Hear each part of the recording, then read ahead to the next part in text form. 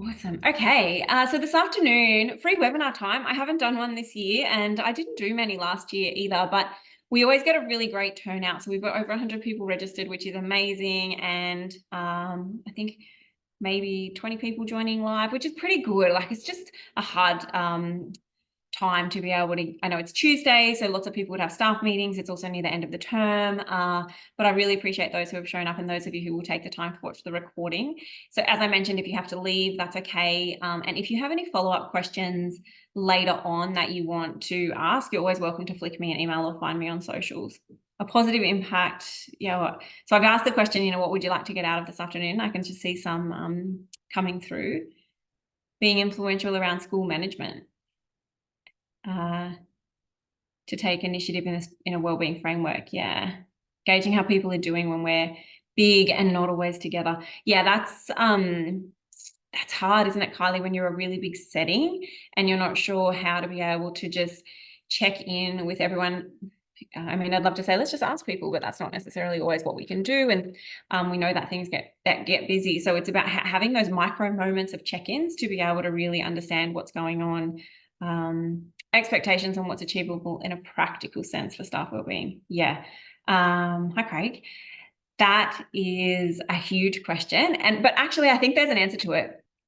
I really think we have to start to be a little bit more intentional about understanding staff wellbeing, about knowing, what, this is what we do within our workplace and this is what sits outside of the workplace. It would be lovely in workplaces to be able to offer things around nutrition and sleep and daily exercise, and to be able to support people in different areas that are around our everyday wellbeing. But that's not actually what it is. There are pieces that as adults we need to take responsibility for and make time for. I do think in a workplace we need to be educating people on what those avenues are, but then we need to come back to, in the workplace, what's our role really? And that's to create safe workplaces where people can be productive, where people feel engaged, where people are able to do their job well. And of course, looking at things that might be contributing to workload or stress and asking, is this around systems and structures or processes or things that we can address and shift, or is there something else going on here? So it's having that really strategic approach around, staff wellbeing is about ensuring we do our job well and our work well, and our personal wellbeing needs to support us to do that, but our wellbeing in the workplace also has to support personal wellbeing, so it goes hand in hand. Yeah, using diverse ways of checking in. What's working well, what's messy. Well, I like that term, what's messy. I often say, let's talk about three things. I do this in my Beneath the Surface day. So what's working well? What are the things that are causing you, we say challenges and issues, but what's messy is a great way to look at it. But also, what are the things that keep you up at night? What are the things right now that are causing you a little bit of stress, or what would make your job easier? That's a great question to ask as well. All right, perfect. Okay, so let's get started. Today's actually about looking at staff wellbeing through a change lens. Yeah, culture of belonging. We'll come to that.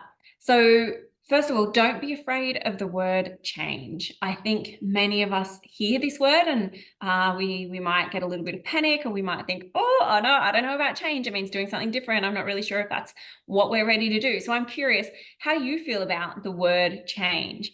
I've been using change in some of my messaging at the moment for my upcoming events. So talking about our staff wellbeing change agents, where are these people? That's who we need. But I know that perhaps for some, it's not landing well. This idea of change, especially in a school environment, is not always embraced. And we want it to be. We want people to know that it's not about fearing change. The only way we're going to be able to grow is if we actually embrace change. And I suppose the thing about change is it presupposes that some work has to happen. But right now we know in the space of staff wellbeing and culture, it requires work. So it's not saying anything we don't know. It might just be saying something that we don't want to admit. And they're two very different things. And I want to talk a little bit about cognitive dissonance today and why that might be occurring and what that looks like. But feel free to share with me your perception of change, or how you think the word change might be perceived in your setting, what happens. Because I think what we need to understand is that when we're talking about staff wellbeing, we're also talking about change. Doing work on staff wellbeing actually does mean changing some things.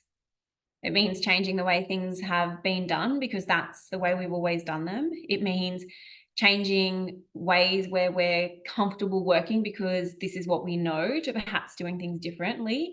It might mean changing a system or a process to make it more efficient, which in the interim could be a little bit icky. It could mean getting our hands dirty, or it could mean changing how our timetables are organized because we want to be more effective in how we utilize time. And there are so many different ways we can look at this, but I think now is the time to get excited about change and not fear it. Yeah, new opportunities and a good consultation for momentum. I love that. Dennis, I think sometimes what happens in this space is we implement reactive change and or reactive strategy, and then we wonder why nothing has happened or people don't value that change, and it's because we haven't gone through that consultation process. So lots of schools that I'm working with at the moment, and what we'll be doing in the event series is actually planning for change in 2025.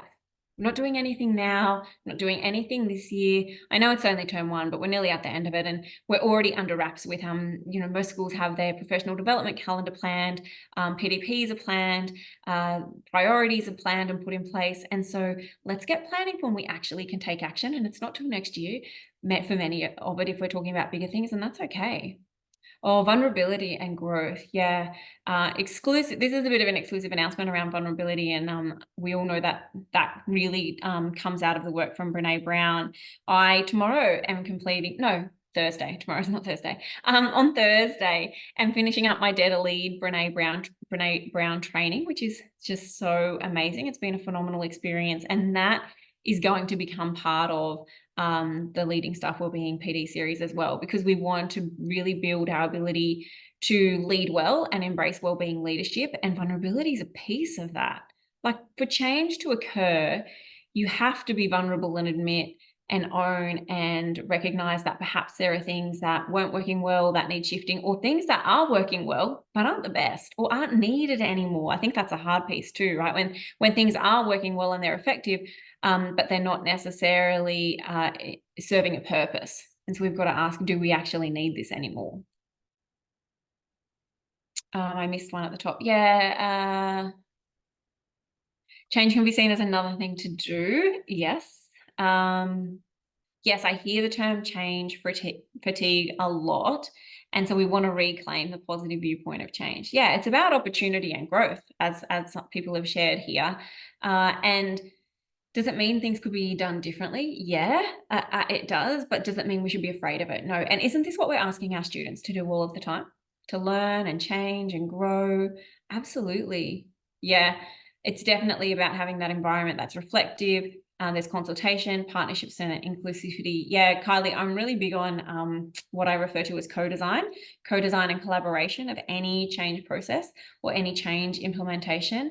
And in the space of staff wellbeing, we hear a lot of, I suppose, a lot around autonomy and staff voice, and co-design and collaboration encompasses that. It encompasses staff voice and people being able to have input in what that change process, that change outcome, or that implementation might look like. But I also think it brings in appreciation for sometimes how complex things are to change and shift, especially from a leadership point of view. And when you have a really strong wellbeing committee or a consultative committee through utilizing a staff wellbeing lens, we're able to bridge that gap a little bit from what happens in a decision-making situation to what that might look like on the ground with staff. And we want to bring all of those pieces together. So when I work with schools on bringing and building staff wellbeing committees, or wellbeing change agents, or whatever it might be, I really advocate for a committee that exists of as many varieties of staff represented from across the workplace as possible. Now, each school is a little bit different because different schools have different makeups of teams, etc. But we want a really good representation of not just teaching staff, but also other staff from right across the school to have input. And where perhaps that may not always be possible, we want to be rotating committee members, having opportunities for people to drop in, but also always aiming for that consultation, collaboration, and co-design before any implementation takes place. So we've got some great ideas there around change and how to maybe move it from this thing we have to do that we're afraid of to something that's actually an opportunity. And what many of you have highlighted is that it's about that process. So I'm going to be tapping into that today. But I want to share this with you around staff wellbeing. Well, I want to share two things around it. So staff wellbeing really requires an approach that allows us to think about how we're feeling, how we're working, how we're teaming, and how we're leading. I don't know if teaming is a word, but I've just made it one. I'm writing my second book, which is nearly finished. I have told my publisher she can have it next week, although I may be regretting that decision because there's still a lot to do. But in it, I talk about how a place where, or a school or a workplace that really prioritizes staff wellbeing, what we're aiming to do is we're aiming to provide a culture where we feel, work, team, and lead well. That's what we want to be able to do in our workplaces now. And this is the difference between what does wellbeing look like at a personal level and actually what does it look like through a workplace level and what's the responsibility within the workplace. So feeling well does encompass areas of personal well-being and everyday well-being, but it's also around how are we ensuring that staff are taking moments to connect with how they feel throughout the day. Working well is about our efficiencies, our practices, our systems, our processes. Are we able to actually do our job well? Teaming is around how do we connect and collaborate in teams? Are our teams functioning well? Do we understand our team values and shared beliefs? And then how, as leaders, if you're a leader here, how do you lead an environment and lead a workplace or lead with wellbeing leadership in mind? This is how do we really actually take all of these pieces into not just what we're doing operationally, but also into the people work of our job, which is a lot of what leadership is. And so when we do this, this is where we really do begin to create safe, supportive, productive workplaces where staff are engaged and fulfilled. And that's ultimately what we want. We want workplaces where staff feel safe, where they're productive in the work that they do, where they're engaged in the activities and they feel fulfilled in the sense that it brings them meaning and purpose, and they also know that they've done a great job, that they can switch off, that often I hear we just don't know when to stop, when is enough enough? And that actually comes through with being really clear and kind around expectation, and that can increase engagement and fulfillment. So there's a few pieces there, and there are different elements that definitely do contribute to how we might be feeling personally or professionally, but they all come together. And so I just want to remind you of this framework, which is the one that's in my first book, Teacher Wellbeing. It's really original title if you don't have a copy, as it says in the middle. But this is applicable to all staff, and in actual fact, I changed that middle piece in the purple banner now to say staff wellbeing. But we want to be doing this. We want to come back to knowing that our staff really understand what their everyday well-being is through building self-efficacy around energy and function, resilience and emotional regulation. And that's the piece that, we can provide some PD around and some insights, but there's just so much information out there around these areas. And as adults, staff or not, as adults, we have to take some self-responsibility to be able to really step into these spaces and to really say, what is this for me? And then underneath that, we have workplace wellbeing. So workplace wellbeing is around these three areas: engagement, productivity, performance, and growth. And this is collectively where that wellbeing lens comes through of what are we doing here in our workplace. So if you're not familiar with that, as I mentioned, it's in the book, you might want to grab a copy, but we're going to explore a little bit more around what that can look like. So I'm really curious right now. I want you to think about what's your current state in regards to staff wellbeing. Now, you could be thinking about this for yourself if you're an educator and you've tuned in to listen. You could be thinking about this in terms of a team, if you lead a team or if you're part of a team, or you could think about this in terms of your entire workplace, your entire organization and school. What currently is your staff wellbeing perception, status, understanding, meaning like? And then where would you like it to be? Where would you like to go? How would you like to grow? If you were to say, you know what, we're going to work on this for the next 12 months, or we're going to put some things in place to start thinking about 2025, what outcomes would you like to have? And in a way, what outcomes would you be measuring? What would be your, we say, success criteria in terms of knowing where you're heading with staff wellbeing and culture? So you feel free to drop in to the chat box the end piece around where you want to be. What would that look like? And we'll share some ideas. I'm just going to get some water because I didn't fill it up, but I was in a meeting. So give me 2 seconds and I'll be back.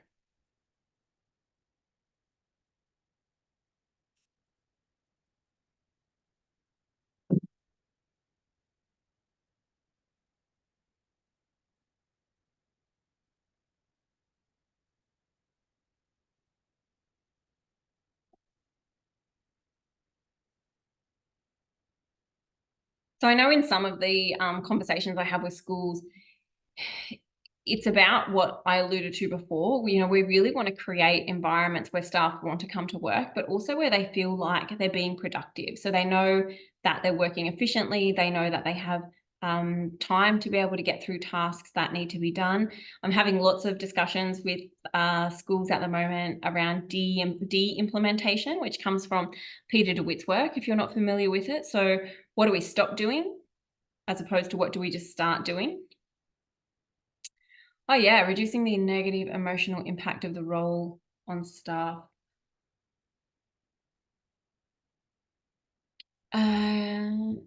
If you're able to elaborate, I'd really like to know a little bit more about the negative. Do you mean the negative emotional impact of perhaps perception of being an educator? Because, well, let's be honest, that's not entirely great right now in terms of public perception. I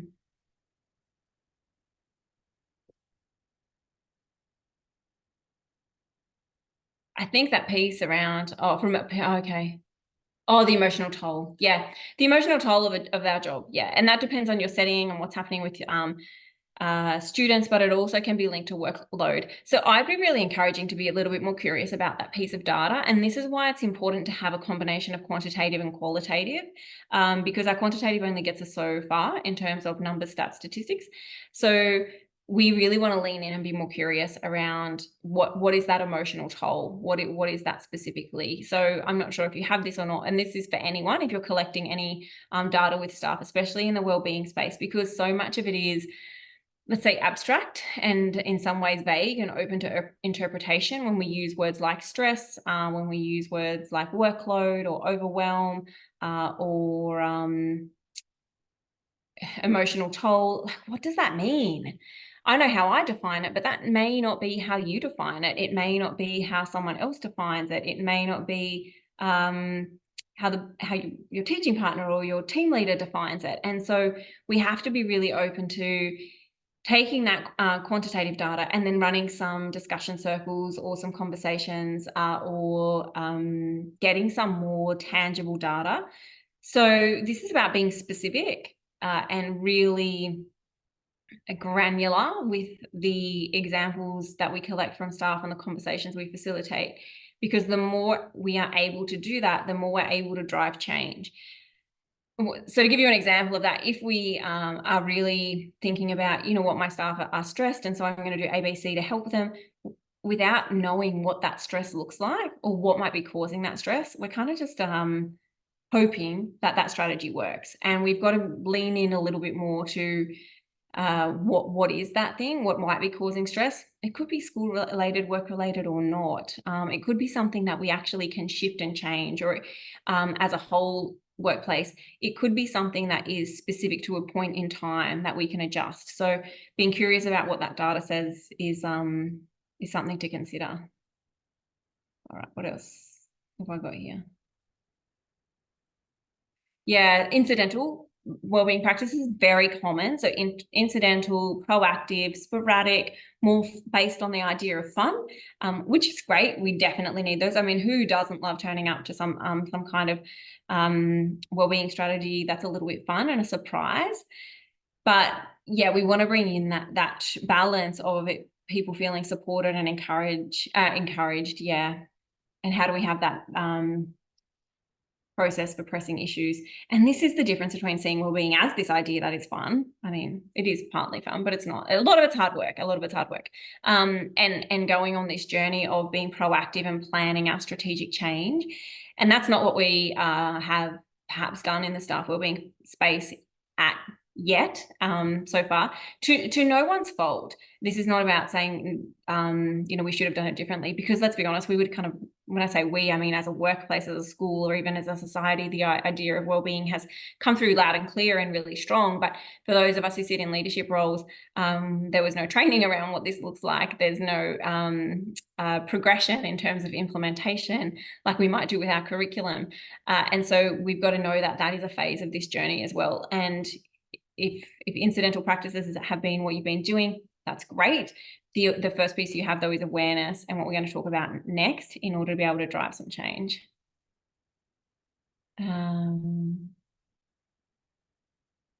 have staff that genuinely care for each other so the support can come. Yeah, I love that. So I hear this a lot, that wellbeing sits with the wellbeing coordinator or the wellbeing person. It doesn't. It's not one person's job to look after well-being of all people, because that's not possible. And it's also not an accurate way to view well-being. Well-being is about collective responsibility and individual responsibility. So individually, we're responsible for things that we control internally or for ourselves, which sit under energy and function, resilience, and emotional regulation. Like, your school leader's not coming around to tell you what time to go to bed, so we've got to sort that out. But then in terms of things that might be happening within the school or workplace space, that's collective responsibility. I often, when I run conversation groups around wellbeing, lots of great things come out, but they haven't necessarily been shared with anyone who can help. And I call this speak and seek. So we've got to really build a culture of speaking and seeking, where we're speaking up and sharing what might be going on for us, so that our leaders can support and help us, or that we can proactively work and collaborate with our team on those things as well. It usually comes through talking and finding ways to have dialogue, because we're so focused and on task-orientated things, as well as what we need to do for our students. There's real power in pausing and having moments to facilitate staff wellbeing conversations around pressures or stresses or celebrations, and thinking, how do we support one another? But it's not the wellbeing coordinator's job to look after everyone's wellbeing. We want to be building that intrinsic responsibility. Wellbeing new role. This is a new role. It's currently so at the beginning of this journey, we're not sure where to go, how to consent productively. Yeah. So when we appoint staff wellbeing roles and they're brand new, that perception can tie in with the other comment around, well, this person's going to fix everything, and that's not accurate. I would say if it's a new role and you're unsure of what it looks like, you do need to give time into considering what building out the role, and also what those parameters are in terms of support and how that looks. And that does require a planning phase rather than stepping straight into action. So you want to look for short and long-term processes around what might be some quick wins that you would be implementing based on qualitative data, but then what are some of those longer-term pieces?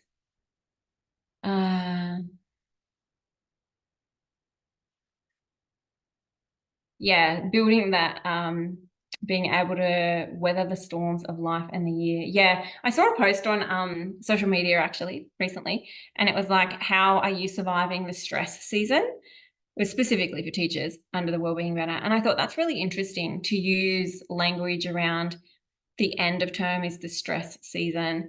It didn't sit well with me, because instantly when I read it, I was like, oh, stress season, what's going on? So it's not about what it's about is being really mindful and intentional of how we're talking about the different seasons of life that come through, or seasons of the term. And rather than thinking, how are you surviving, which is not great language at all, it's what do you need to be able to live well through this moment? Like, we're about to enter end of term or parent teacher meetings or report writing. We know there's going to be a little bit more time to give. So what are you doing to build those foundational resources to ensure that you're going to stay stable in this time? That's what we have to be able to do. Yeah, you've got sustainable there. Yeah. Real conversations amongst work and personal work. That's not something that's tangible and discussed on developing time. Yeah. So that's where you've got to be really specific with questions that you ask to elicit data amongst staff, work, and personal wellbeing. Yeah. So that you get tangible things. So when I facilitate these conversations, it's being really clear about, first of all, having an understanding of what wellbeing is collectively, and then also setting the scene in terms of when we have these conversations, we're not just here, we're not turning it into a whinge fest. That's not what we're trying to do. We want to be sharing, but also solutions focused, and we want to be as specific as possible. Definitely.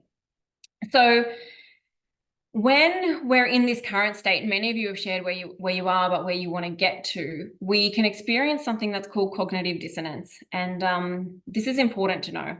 So cognitive dissonance it's actually a psychological term, and it gives us some discomfort in the sense that we know where we are and we know where we want to be, but perhaps our beliefs or our actions or how we rationalize our choices don't match this space, don't work together. You can see I took this from just going to show you the slides, but this is not my definition. It comes from an article called 10 Examples of Cognitive Dissonance in the Workplace by Donna Dane. It was written last year.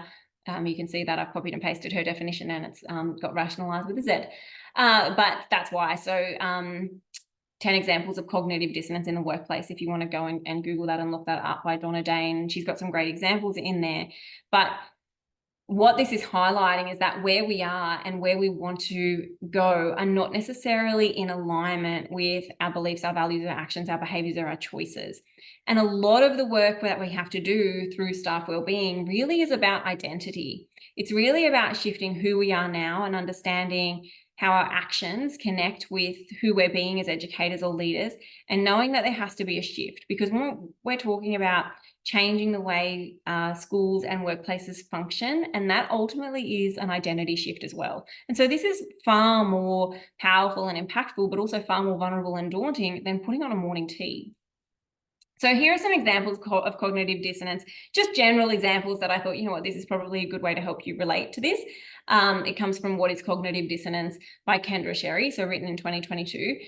But it's like, you know, knowing you want to be healthy, but you don't exercise or eat a nutritious diet. So you're going to feel guilty. It's like we know this matters, but we don't take action, and then we feel guilt, and that's cognitive dissonance. So it's like saying we know we should be looking at workload, but we're too busy to address it. And so then we have this feeling of like, I'm not working, or I'm well enough, or I'm not giving my staff what we need. And so we feel guilt, and that's going to create cognitive dissonance. It's knowing that they've used the example of smoking or drinking here is harmful, but doing it anyway. And so then we might try and rationalize it. You know what? I'm really stressed. Now I see this. I see this with my cat's coming to visit.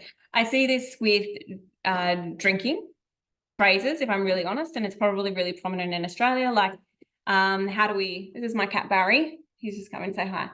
I did feed him, but clearly not enough because he's come back for more. So how do we think about this drinking culture in terms of, you know what, you've worked really hard, go home and have a drink, even though we know that's not good for people and we shouldn't be saying that. We do at times do that, and so then we try and justify it with, you've been really stressed, so it's okay. Savings, like trying to build up our savings but then spending the money anyway, and so we regret those decisions. Or we have a really long to-do list, but we just leave early, watch TV, and don't do anything. And then we act like we've been working real hard because we don't want anyone to catch us out. This is cognitive dissonance. When we know what we should be doing, but our behaviors, our beliefs, our actions don't match it, and we create this space of feeling uncomfortable in the middle. Now, why is this important to staff wellbeing and the journey we're on? Because right now I suspect there's a lot of cognitive dissonance happening, and if we can bring awareness to this, it's going to help us to accept that this is actually a change piece, a journey of change, and we need to be okay with time, space, and patience. And right now we may want quick fixes, or we may want to do it fast, but that's not the answer. That's not the solution, because we want meaningful, sustainable change, and that's not going to happen if we don't plan for it. So what I want to highlight are some examples of cognitive dissonance that you might see in your workplace space. So thinking about, you know, wanting staff to switch off. So as leaders, or with teams, or even yourself, you know, you want to switch off and tune out, but then we don't address things that impact workload. And so we're going to have some cognitive dissonance there, because we need to do those things. Having views or opinions, so personal views or opinions that might conflict with wider school opinions, can create cognitive dissonance. So for example, let's say you're working at a school that is an academic school, but personally you value play-based learning. Those two conflicting views are going to create cognitive dissonance. So it's bringing awareness to that and understanding why that's happening. Prioritizing innovation, but being risk averse. And I see this in schools. Yeah, we want people to do things differently. We want people to be creative. We want things to be different. And then when it comes to actually taking a risk, there's lots of reservation and excuses and justification for why we can't do that. And that's cognitive dissonance right there. Doing lots of surveys and saying, yes, we want staff voice, but not taking any action. So our behaviors aren't matching our initial intent. Or valuing health and wellbeing, but continuing to put unhealthy snacks in the staff room. Again, cognitive dissonance. So there's some examples of what it looks like in our space. Now, this is really, really crucial to understand, because I think, and let me know if this is like, oh yeah, I get this, or if you're thinking, nope, I don't know what she's on about. Or maybe you have your own idea or perception. So please, or example, I'd love to hear it. But what I'm trying to highlight is that right now we know things need to be different, but our behaviors and actions don't always match that. And we need to understand why that might be. We need to be okay with it, because as soon as we have awareness, we can start to change. But we also need to ask, and I'm asking you, I suppose, like, are you ready to do something different? And this leads to this piece, which I love, and I have come across through reading Adam Grant's Think Again, this idea of Vujade. So you're probably familiar with the term, that was my cat hitting the mouse. You're probably familiar with the term deja vu, which is where we come across something and we think, oh, I've been here before. I'm pretty sure I've been down this path, even though you know you haven't. Or walking into a room and thinking, oh yeah, I've had this conversation before, something like that. But Vujade is actually when we look at the same situation or scenario over and over again, and then all of a sudden decide we need to apply it with a new idea, or think of a new way, or move ourselves away from the old conversation and try something different. That's Vujade. And right now, in the space of staff wellbeing, this is what we need to embrace. We have looked at this enough times. We have decided it matters enough times. We have enough data.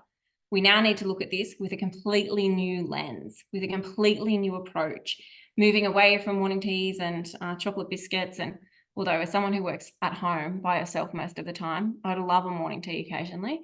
But we need to move away from those things. And we need to actually come back to, you know, how do we create staff wellbeing and school culture change agents to do the work? So if that is you, get ready, because we're going to do some things. I'm going to invite you to do some things.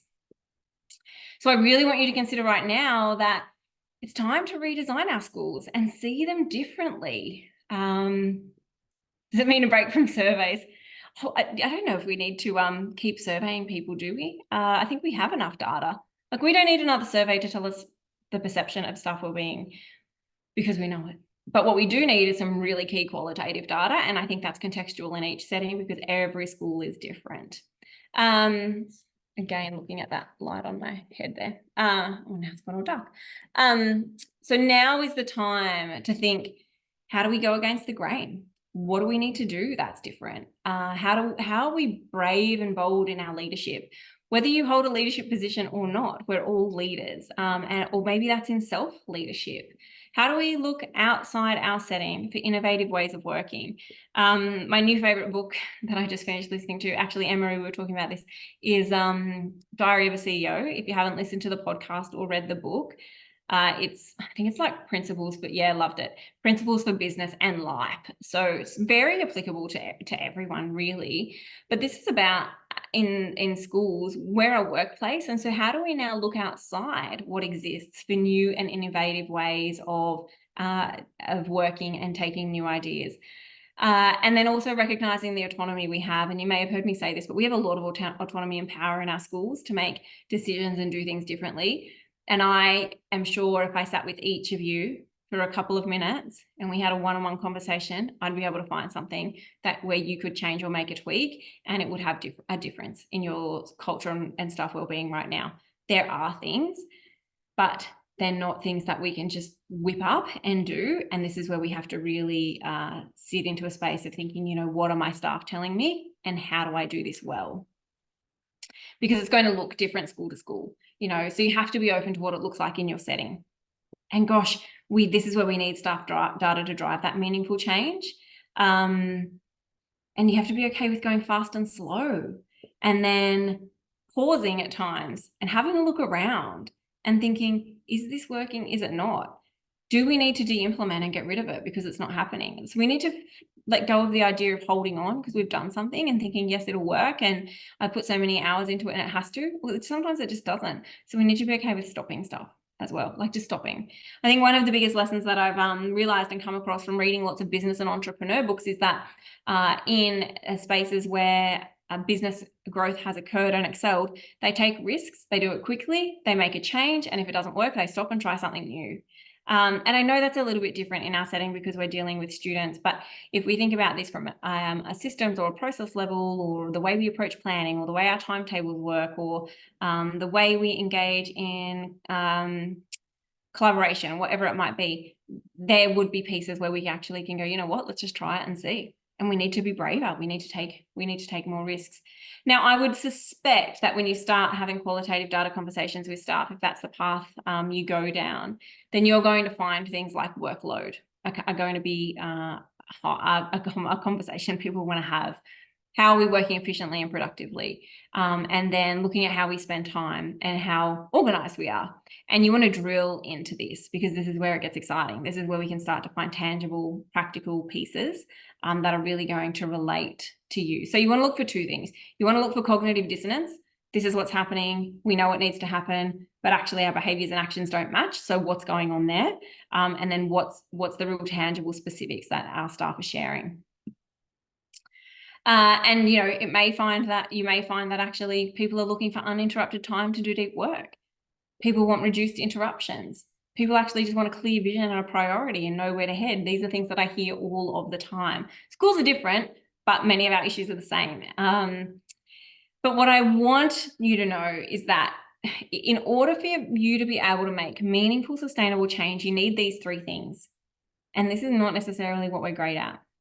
We need time, space, and patience. So we actually need time to plan the strategic change that's going to happen. So I mentioned earlier that the work that I'm going to be facilitating in our PD series for 2024 is actually about planning for 2025. And there's a reason for that. And that is because we need to give time, space, and patience to thinking about all of the things that we might be able to do. So the phases of ideation, and then actually asking, is it possible? But also so we can co-design and collaborate with those in our school. What we have a tendency to do in school spaces is be reactive, and some of you have alluded to this already. So being really reactive and saying, you know, this is what we're going to do, and let's just do it now, without actually thinking through things like, do we have capacity for this? Do we have competence? So do we have skill? Is it actually going to fit in with everything else that's going on? Is it really a priority? What else will it impact? And because we sit in this reactive space, our initiatives that are well-intended fall flat and don't work, or we find that we're having to do more and more because we've got to keep up with always making these small changes without actually thinking, do we have capacity and competence to do this? So time, space, and patience need to become your best friends. If you really want to think about meaningful change, this, alongside qualitative data, co-design, and collaboration, are essential. Because once we understand this, we can start to think, you know, how do we make this happen? And this is my my framework that I use when we're thinking about strategic change and implementation. So we need to plan, prioritize, and participate in the change journey we want to see. And this is going to support strategy, action, and change. So planning is probably one of the most crucial pieces, because this is where we need that data. We need time and space to plan and think about, what does this actually look like? And then we need patience when it comes to participation and priority. So priority would mean we've developed something for 2025, and now we're going to put it into our professional development calendar. Now we're going to put it into our staff meetings. Now we're going to put it into our action items for each term. Because what happens a lot is schools will contact me to do work on staff wellbeing, and I'll say, great, when are we going to fit this in? And then the return is, well, all our staff meeting spaces are full for the year, but we still really want to do something. And we have to be thinking about this now. We have to be thinking about next year now. So this is where we need to be saying, you know what is it that we want to do? How can we make it a priority by planning it into our schedules? Because let's be honest, many school schedules are full for 2024. And then how do we ensure that we participate in it when that time comes? Because what happens is, if this space hasn't been actually prioritized and planned, it's going to be the first thing that gets dropped off. And if you want to do this well, you have to give it time, space, and patience. So my question to you is, you know, how do you make these data-informed, meaningful, and well-thought-out changes in your school? Do you, or do you sit in that sporadic ad hoc space right now?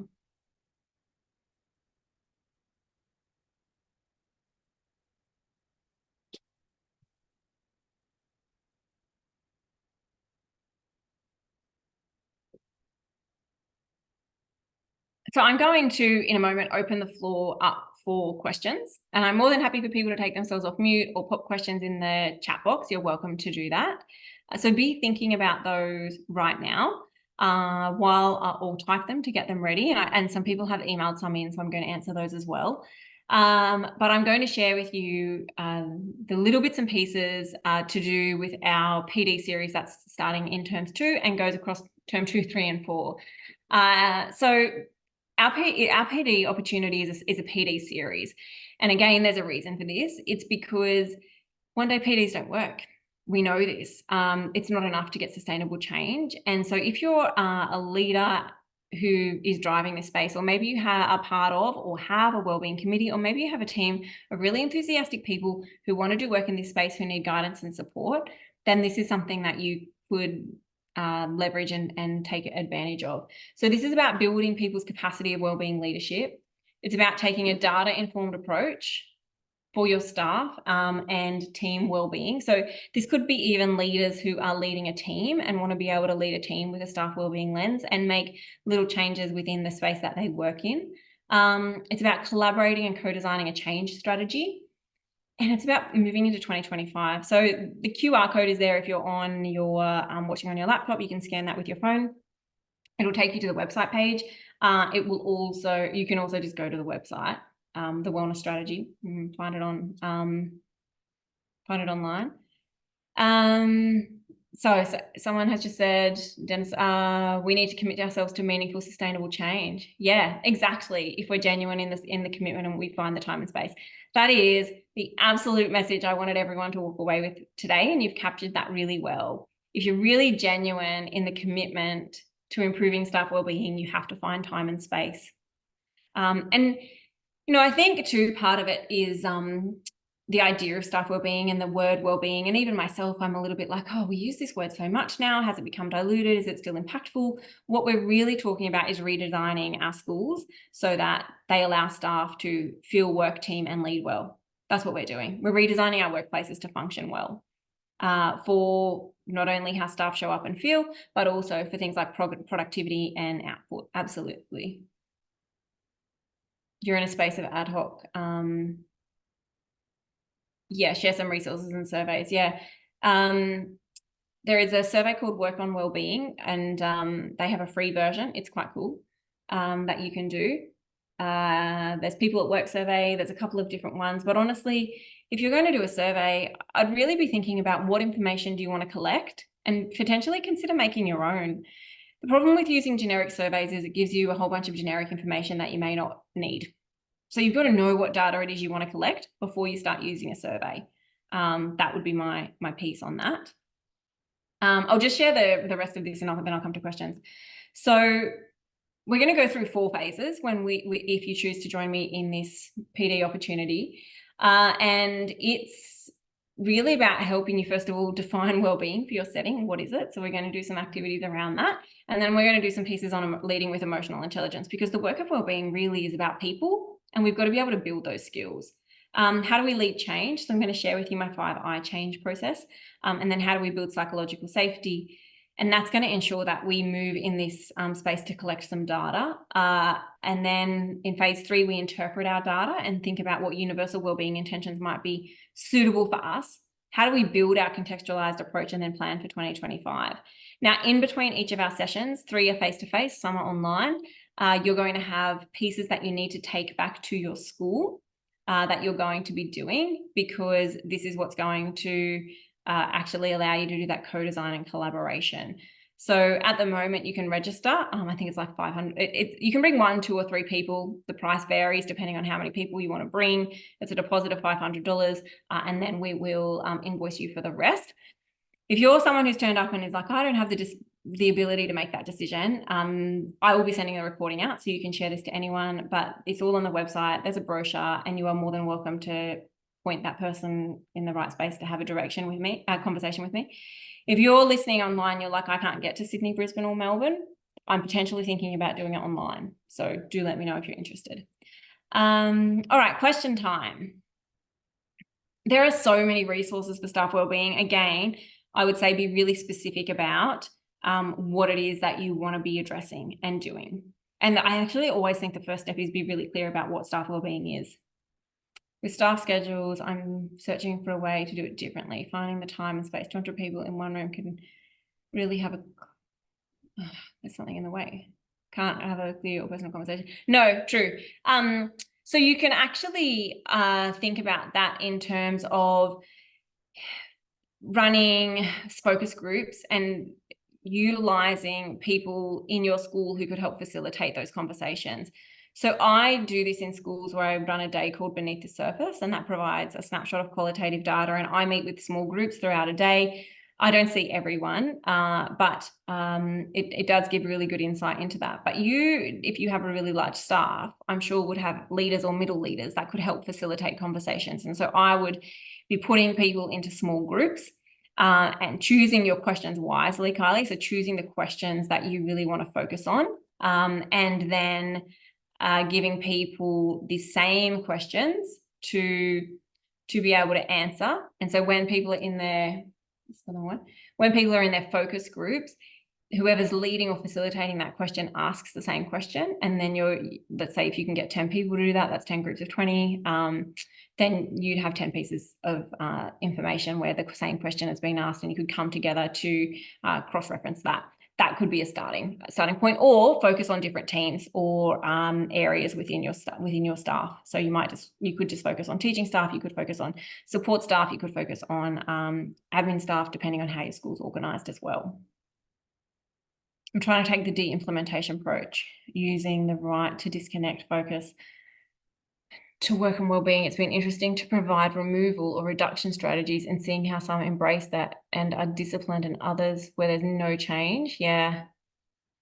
Trying to use the idea also around making room for impact by good. Making room for impact. I like that too. I think when I was talking before at the beginning around, this is really identity work. I mean, let's talk about the right to disconnect. Someone asked me for my opinion on this the other day, and I think I have lots of opinions on everything if we haven't met before. But one really is, what is happening for people to feel like, first of all, if people feel like they can't connect because workload is too high, that is a workload issue and we have to address it. But that's not the same as people putting their email on their phone just in case they get an email. Like, that's not the same thing. And so I think lots of people's identity will be tied up in their ability to want to be on all of the time. In fact, I was talking to my partner about this yesterday. And if we're not connected, what are we doing? And this opens up a whole other conversation of, if you weren't a teacher, what would you do? So you have to be okay with not working. And remember, there's always something to do in our profession, and get hobbies, I think. I think that's a huge part of it. And find other ways to use time, because what we know about time is the more time you have to do something, the more time you will take to do it.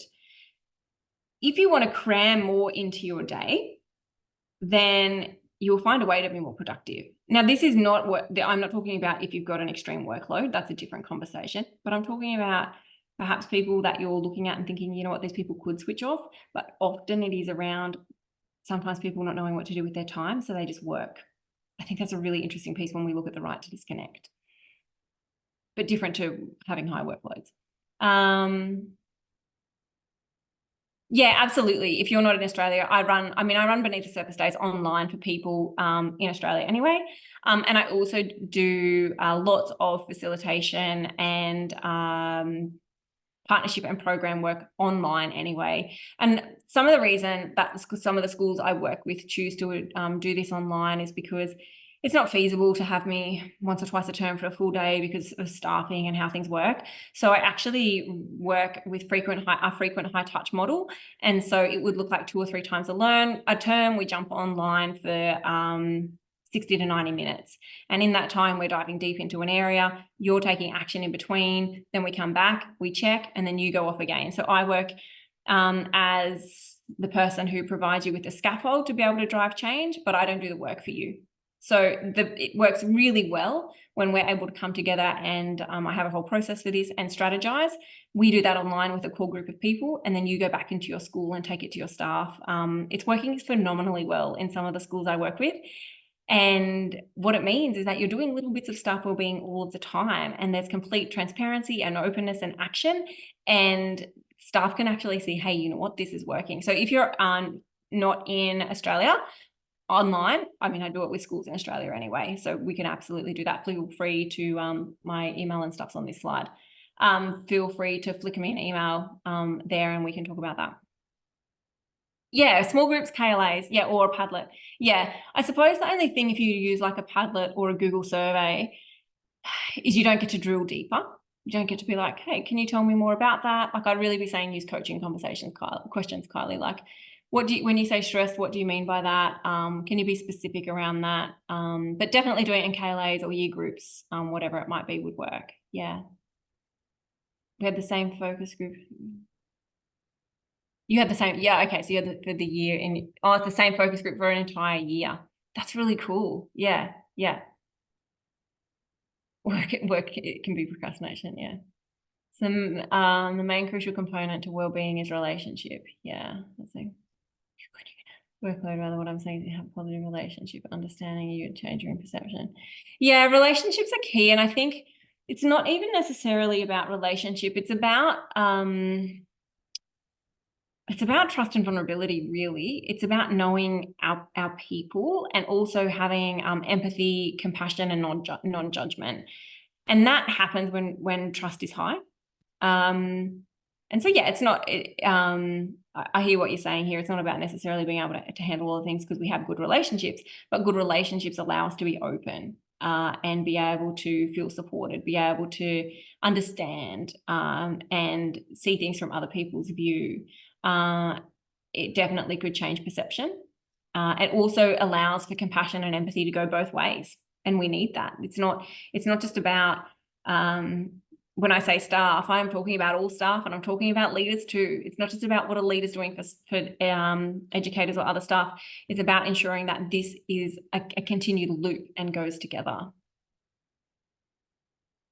Start with something. I notice what's going well, what's messy, what's awful. Yeah, I'd stick to 3 areas around what's going well, what are the messy middle bits as you've identified, but then also I'd really encourage you to get people to be proactive. Like, what are your suggestions or ideas? You'll be blown away by the ideas and suggestions people already have. And it's a really cool thing to be able to give people permission to do. And one of the reasons we want to do that is because we want to be solution seeking and solutions focused, and we want to be moving forward, not stuck in problem. And if we stick in that space of like what's messy, it very quickly can turn into a moan, and yeah, sometimes we need that. But actually we want to move into a space of bring a solution as well, or bring an idea, or bring a suggestion, because that really builds collective ownership and collective responsibility of staff wellbeing, rather than just thinking, oh, tell us all your problems and we'll fix everything. We don't want to do that. Cool. All right, lovely people. We've been here for an hour. I'm totally fine to hang around because I don't have anything to do. That's not true. I have a lot of things to do. But, you know, the more time we have, the more space we feel. So I did have some questions that come through online. So I just want to read some of those out and go through them. So I'm going to read them and share them, and you're welcome to hang around and listen, join the conversation. If you have to go, I get it. But please, if you need anything, email me. You'll get this in a recording. Feel free to share it with people. But really do consider, if you're going into the space of long-term change, that our events could be something that you want to tap into. Or if you sit in a space and you're like, you know what, there's a big group of us, let me know. Yeah, go for it, Emery. No, it's 4:30. Go. Okay, so some of the questions I had put in was in busy. This is an international school question. What roles or responsibilities can individual teachers, middle leaders, and SLT take to provide time and space for wellbeing? I think I've answered that through, you've got to have some data. You've got to know where you're heading, and you've got to carve time out. That's been the big message, right? You've got to have, thanks, Craig. Yeah, we'll see you soon. You've got to have some kind of time and space to be able to do the work. Otherwise, it's just reactive and it's not going to happen. How do we share myths with perhaps others who aren't on board? You know what the best thing to do is? Not that I'm promoting. I'm not here to promote my book, but I'm going to say, get a copy of my book. In it, I talk about the 10 mistakes we've made in this space.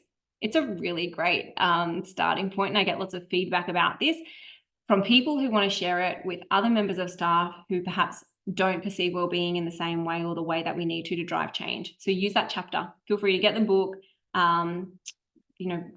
share the chapter around. I've had plenty of people do this. Use it in a staff meeting. It is a great way to begin that conversation around myths. There's plenty. What research or data can back up some of the practices? There is so much wellbeing science out there. I would be thinking, first of all, why are you implementing something? Like, what do you want to implement and why?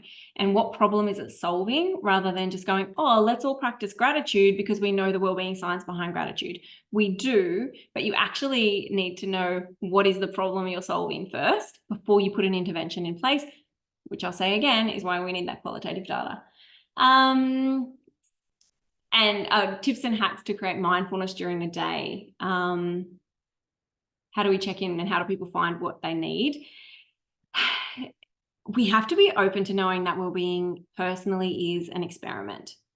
There is no right or wrong way to go about it. And look, for me, sometimes meditation works and sometimes it doesn't. Sometimes I need to sit down and do 2 minutes of deep breathing. Sometimes I need to go for a walk. Sometimes I need to just cuddle my cat. Sometimes I need to talk to someone. It's actually not about what you do so much as tuning into how you feel and asking yourself, what do I need right now? And this is why we've got to support people to build their own wellbeing toolkit. Yeah, thanks. See you in April, Liam. This is why we've got to support people to build their own wellbeing toolkit, not rely on interventions that happen in staff meetings. Perfect. All right, that brings me to the end of questions. You're welcome, Dennis. It was so great to have you jump on. If anyone has any thing they want to ask or share, I'm happy to stay around. If you want to take yourself off mute, you're welcome. But otherwise, as I mentioned, recordings coming out. You can join me in Brisbane, Sydney, or Melbourne, or if you want something more bespoke in your setting, you know how to contact me. Yeah, you're welcome, Kylie. Thanks for those great questions and sharing too. I hope you got a lot out of that. You're welcome. Cat. All right, I'm going to jump off if there's nothing else. Bye.